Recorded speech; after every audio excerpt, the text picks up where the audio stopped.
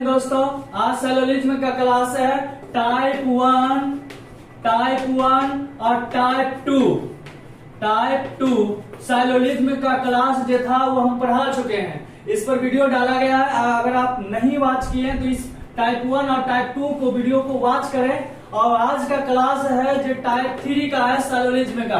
तो टाइप 3 का सेलोलिज्म का क्लास है। तो आज हम लोग स्टार्ट करते हैं टाइप 3। तो चलते हैं, स्टार्ट करते हैं वीडियो को। ध्यान से समझिएगा। टाइप 3 में सबसे पहले क्या होता है, कथन देखते हैं। क्या है कथन? टाइप 3 का है कथन। सभी आम क्या है कथन में? सभी आम अनार है। अनार है। सभी आम क्या है? अनार है। कुछ अनार मीठा है। और सभी मीठा गुलाबी है। कथन में दिया गया है क्या कि सभी आम क्या अनार है और कुछ अनार क्या मीठा है और सभी मीठा क्या है गुलाबी है। और निष्कर्ष में, कंक्लूजन में देखेंगे, निष्कर्ष में दिया गया है सभी अनार आम है। सभी अनार आम है। अनार क्या है? आम है। ये पहला निष्कर्ष। दूसरा में देखेंगे ध्यान से, कुछ मीठा अनार है।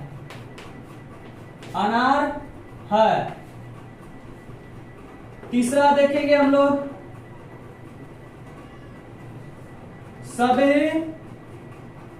तीसरा देखेंगे कुछ गुलाबी, कुछ क्या है गुलाबी मीठा है। और चौथा नंबर देखेंगे, सभी मीठा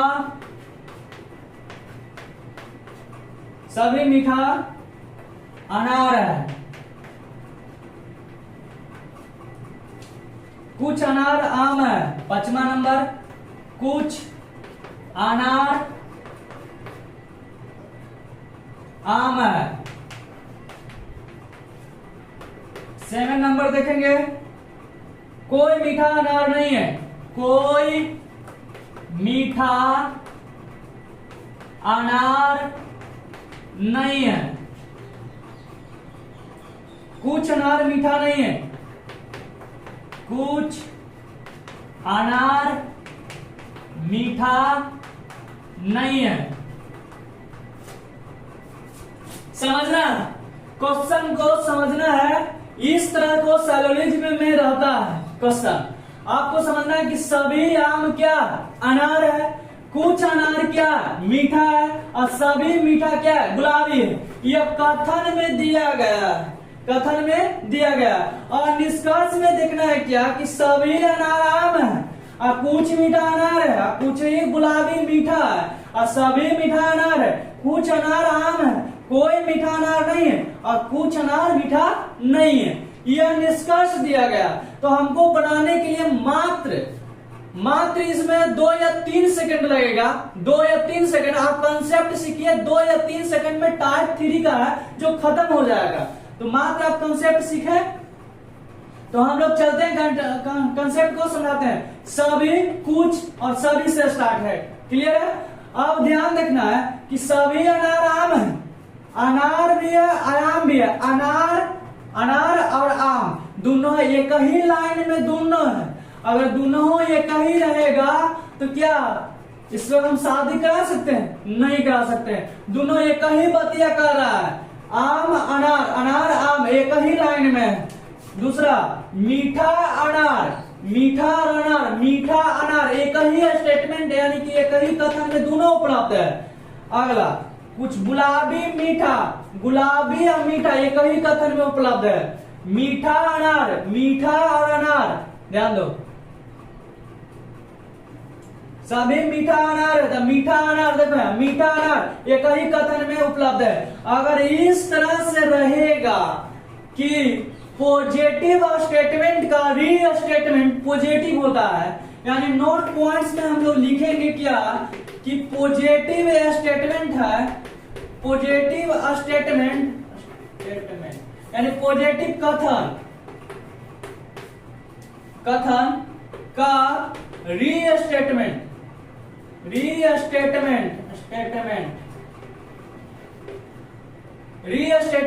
क्या होता है? पॉजिटिव होता है। क्या होता है? पॉजिटिव होता है, पॉजिटिव होता है।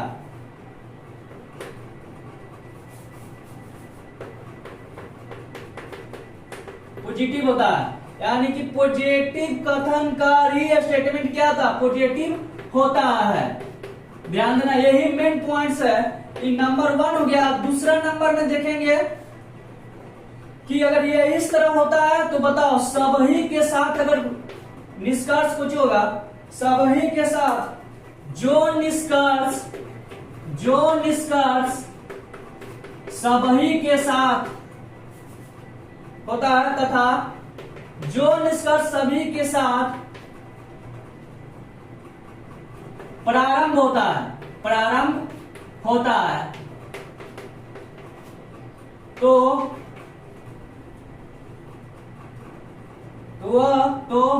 हमेशा वो क्या होगा? हमेशा गलत होगा तथा कुछ के साथ